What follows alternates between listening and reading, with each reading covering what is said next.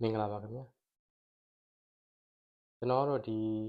ီအပတ်စဉ်ပေါ့နော်ပညာပေး knowledge sharing video လေးတွေတင်နေတဲ့ channel ပဲဖြစ်ပါတယ်ဒီတစ်ပတ်မှာလည်းကျွန်တော်ပြောပြခြင်းတဲ့အကြောင်းလူငယ်လေးတွေပေါ့နော်များသောအားဖြင့်ဒီ overseas မှာအလုပ်လုပ်ကင်နေကြတဲ့လူငယ်လေးတွေပေါ့နော်အလုပ်တစ်ခုကိုဘယ်လိုပြောရမလဲဆိုတော့ဆွဲမြဲမြဲနဲ့တချို့ကလုပ်ကြတယ်တချို့ကြတော့လဲဝင်လိုက်ထွက်လိုက်အဲ့လိုမျိုးလေးတွေပေါ့နော်ဘယ်လိုခေါ်မလဲစိတ်ပေါ်မူတည်ပြီးတချို့အဆင်ပြေတယ်တချို့ကအဆင်မပြေဘူးအဲ့လိုမျိုးလေးဖြစ်နေတဲ့အပိုင်းနဲ့ပတ်သက်ပြီးကျွန်တော်သိသလောက်ပေါ့ knowledge share ပေးခြင်းဖြစ်ပါတယ်အဓိကတော့ကျွန်တော်တို့ overseas မှာလုပ်ကြတဲ့လူတွေကအားလုံးကအတူတူပါပဲကိုမိသားစုနဲ့အဝေးမှာနေရတယ်နောက်ပြီးတော့အလုံးနဲ့ပတ်သက်ပြီးတော့လည်းကိုတွေးခဲ့ဘူးတဲ့ level နဲ့မတူဘူး level အသစ်နဲ့တွေ့ကြုံရတယ်ဘာသာစကားအစအခက်အခဲတွေရှိတယ်နောက်လုပ်ငန်းနဲ့ပတ်သက်လို့လည်းအပြောင်းအလဲတွေရှိတယ်ဒါမျိုးလေးတွေကလူတိုင်းကြုံတွေ့နေရတာကျွန်တော်အခုဆိုရင်ဒီမှာလုပ်နေတာဆိုကျွန်တော်2နှစ်လောက်ရှိပြီပေါ့2နှစ်ကျော်တော့အဲ့တော့ပြောချင်ပြချင်တဲ့အဓိပ္ပာယ်တချို့လူငယ်လေးတွေဝင်လာတယ်အလုပ်ကိုင်လေးတွေကုသကံလျောက်ရတယ်တချို့ကလည်း company နဲ့ချိတ်ဆက်ပြီးလာတဲ့အတွက်တန်းရတယ်ဒါပေမဲ့တချို့ကအလုပ်ပေါ်မှာလုပ်ကြည့်တယ်တစ်လောက်လောက်လုပ်ကြည့်တဲ့အခါမှာပင်ပန်းတာတို့အဆင်မပြေတာတို့ဖြစ်တဲ့အခါမှာတိခတ်နိုင်စိမ့်မရှိဘူးဒီအဲ့တော့အလွယ်တကူပဲထွက်လိုက်ကြတယ်ထွက်ပြီးတဲ့အခါမှာပြန်လျှောက်တယ်အဲ့တော့ပြောချင်တာကအလွယ်တကူပြန်ရတဲ့အခါရှိသလိုအချိန်စောင့်ရတဲ့အခါလည်းရှိတယ်ကျွန်တော်ပြောကိုယ်နိုင်ငံနဲ့ကိုယ်ဆိုကိုယ်မိသားစုနဲ့နေမယ်ဆိုတော့ကိုယ်အိမ်မှာကိုယ်နေတယ်ကုန်ကြစိတ်ကအစအဲ့လောက်ကြီးစဉ်းစားစရာမလိုဒီမှာကျတော့အဲ့ဒါတွေအစထည့်တွေ့တယ်များသောအားဖြင့်မိသားစုရှိရင်ပေါ့ကျွန်တော်တို့မိသားစုရှိတယ်မိသားစုရှိရလို့ဆိုပိုစဉ်းစားတယ်အလုပ်တစ်ခုကကျွန်တော်ပြောချင်တာဘယ်လိုမျိုးဒါကျွန်တော်အမြင်ပေါ့ဘယ်လိုမျိုးချိန်ရလဲဆိုတော့အလုပ်တစ်ခုကိုလုပ်နေပြီဆိုရင်ဒီအလုပ်ကပထမမှာတော့ဒါဘယ်သူမှမဆို2လ3လ4လအနည်းဆုံး6လလောက်အထိကတော့ဘယ်လိုခေါ်မလဲအသားမကျသေးရဲ့အတွက်အခက်အခဲတွေမျိုးစုံရှိပါကျွန်တော်လည်းဒါဂျုံတွေးခဲ့ရပဲ2လ3လလောက်ကကျွန်တော်ဘယ်လောက်ထိစိတ်ခံစားမှုဆိုပြန်ကျင်စိတ်အထိကိုယ်နိုင်ငံကိုပြန်ပြီးတော့လောက်ကင်စားမယ်အဲ့လောက်အထိကျွန်တော်စိတ်ထဲမှာတွေးခဲ့တယ်ပေါ့ဒါပေမဲ့လှုပ်ချင်းနဲ့ try နဲ့နောက်ကျတော့ဆက်တက်ကြလာတယ်ဆိုတော့အနေသားကြလာတယ်ပတ်ဝန်းကျင်အတိုင်းဝိုင်းအစားကို used to ပေါ့ပြောနေကြလို့ဖြစ်လာတယ်ဆိုတော့ဘာသာစကားအစားနားလည်မှုရှိလာတယ်တယောက်နဲ့တယောက်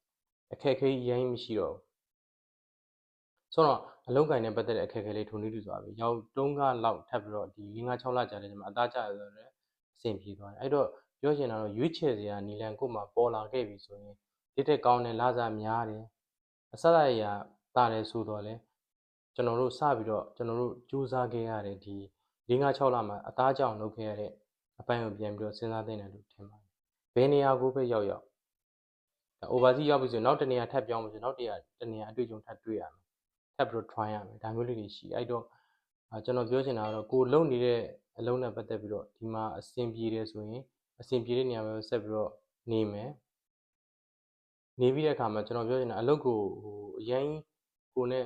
ပြင်မိုင်းတောက်လျှောက်လုပ်နေရတဲ့မျိုးပေါ့ကိုပုံမှန်စက်တက်ကြသွားပြီဆိုတော့စဉ်းစားသင့်တဲ့အကြောင်းလေးကျွန်တော်ပြောပြတာ။ဘာကြောင့်လဲဆိုတော့တနေရာကိုပြောင်းဆိုတာဒီနိုင် overseas မှာကျတော့တိတ်ပြီးတော့မလွယ်လှဘူး။ interview ကအစအဲ့တော့မပြောင်းလို့ရလားဆိုတော့အဲ့လိုမျိုးပြောင်းလို့ရတယ်ဒါပေမဲ့တစ်နှစ်တန်နေ2နှစ်တန်နေကို try ကြည့်ရတယ်ဘယ်လုံးမစိုးပေါ့အလိုတူ3-4လလောက်လုပ်လိုက်နောက်တနေရာပြောင်းလိုက်အသစ်ပြန်ဖြစ်လိုက်3-4လလောက်လုပ်လိုက်နောက်တနေရာပြောင်းလိုက်အသစ်ပြန်ဖြစ်လိုက်ကြတော့များသောအားဖြင့်အချိန်ကုန်တယ်ပြောရင်နေရာတိုင်းမှာအသစ်ပြန်စနေတယ်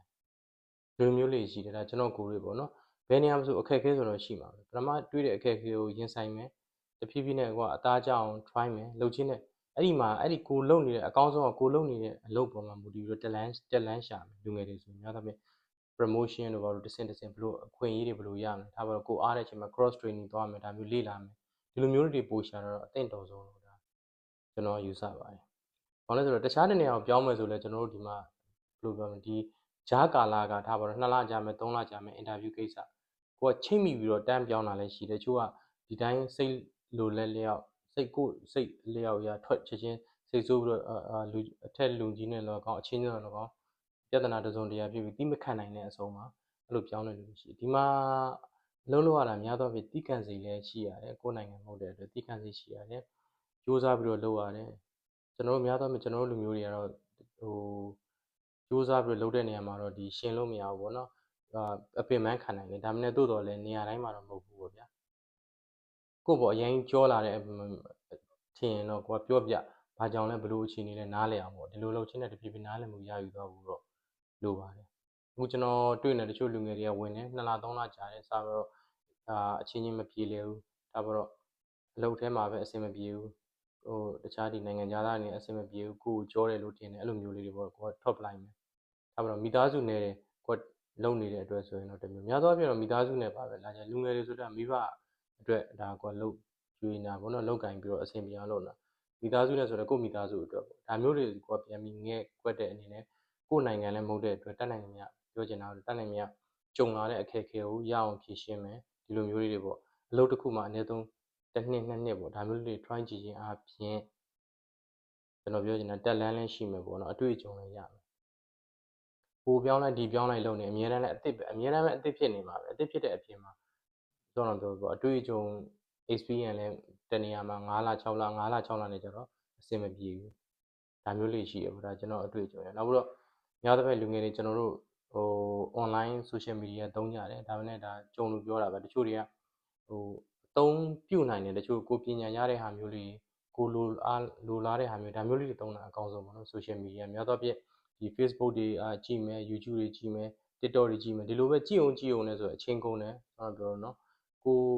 လူငယ်တွေဆိုများသောအားဖြင့်အချိန်ကအင်မတန်တန်ဖိုးရှိတယ်ဒါမျိုးလေးတွေကိုကုံဆုံးသွားမယ်လကားနေအဲ့ဒီအတွက်မှာကိုကဘာ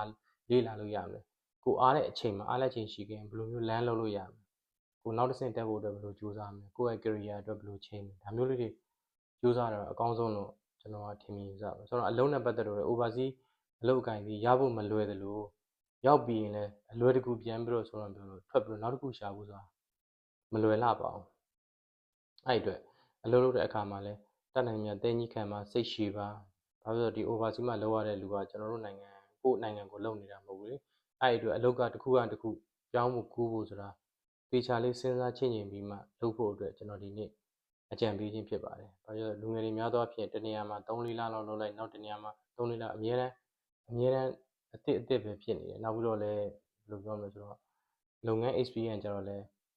ကိုယ့်ရဲ့ reference ကိုကြည့်တဲ့အခါကျမှဟာ3လ4လဆိုတခြား company တွေကလည်းထင်ကောက်ထင်မှာပါငါတို့ရှိမှလည်း3-4လနဲ့ထွက်မှာပဲပေါ့အဲ့လိုမျိုးလေးတွေပေါ့အဲ့တော့အနည်းဆုံး1နှစ်နဲ့2နှစ်ဒါမျိုးလေးတက်နိုင်မြန်တဲကြီးခံပြီးတော့ try ဖို့ပေါ့ကို့မှာအခက်အခဲရှိရဆိုရင်လည်းကိုနားလေလူတက်ကြွတဲ့လူကိုမေးပြီးတော့ဒီခက်ခဲကိုဘယ်လိုဖြေရှင်းမလဲဒါမျိုးလေးလုပ်တာအကောင်းဆုံးsolution ပေါ့နော်ဖြစ်မယ်နောက်ဘဝတလန့်အတွက်လည်းအများကြီးအထောက်အကူရမယ်အတွေ့အကြုံတွေဖြစ်လာလိမ့်မယ်လို့ကျွန်တော်တော့မျှော်လင့်ပါတယ်အဲ့တော့ကျွန်တော်ဒီနေ့တင်ပြတဲ့အကြောင်းအရာလေးကတော့များသောအားဖြင့် overseas မှာအလုပ်လုပ်မယ်ဆိုရင်အလုပ်ရဖို့လည်းအခုတိုင်းတာမှာကိုလုပ်ရဖို့လည်းခက်ခဲတယ်ဒါမှမဟုတ်ပြန်ထွက်ဖို့ဆိုတာလည်းတေချာလေးစဉ်းစားပြီးမှလုပ်ဖို့ပေါ့နော်အလုပ်ပေါ်မှာလည်းမူတည်တော့ကိုလုပ်တဲ့အလုပ်ကနေစိစားစိဈေးငင်းရမယ်အသက်တင်လာတာရနေကျန်တဲ့အပိုင်းကတော့ဆိုတော့စိတ်ညစ်မှုတွေခိုက်တန့်ပေါ့အလုပ်ပြီးစီးမှုတွေတွေ့မယ်ဒါမျိုးလေးတွေကြော်လာလိုက်ရင်ဘာဖြစ်လို့နောက်ပိုင်းမှာပုံမှန်လေး stable ဖြစ်သွားမယ်ဆိုရင်ကိုယ့်အတွက်ဘဝအတွက်ပေါ့နော်ကိုယ့် career အတွက် experience လည်းတိုးမယ်ကိုယ့်အတွက်လည်း stable ဖြစ်မယ်ပေါ့နော်အလုပ်ပေါ်မှာတည်ငြိမ်မှုလေးရှိမယ်ဒါဆိုရင်ကိုယ့်မိသားစုကိုမိကိုနေတဲ့မိသားစုအဖက်ကိုကထောက်ပံ့နေရဆိုကိုမိဘဆွေမျိုးသားချင်းဒါမျိုးတွေလည်းအဆင်ပြေလိမ့်မယ်လို့ကျွန်တော်ကဒီနေ့ဒါလေးဒီအကြောင်းနဲ့ပတ်သက်လို့ knowledge share ရင်းဖြစ်ပါတယ်ကျွန်တော်ဒီဗီဒီယိုလေးတွေနဲ့ပတ်သက်ပြီးပညာပေး knowledge ကိုကျွန်တော်အခမဲ့ပေါ့ဘူးတုဒကျွန်တော် share ရင်းဖြစ်ပါတယ်ဒါကြောင့်ကျွန်တော်ဒီ YouTube channel လေးကို like နဲ့ subscribe button နှိပ်ထားဖို့တော့ပြောကြလိုပါတယ်ဒီဗီဒီယိုလေးကိုပြီးဆုံးအောင်ကြည့်ရှုပေးတဲ့အတွက်အားလုံးကိုကျေးဇူးတင်ပါတယ်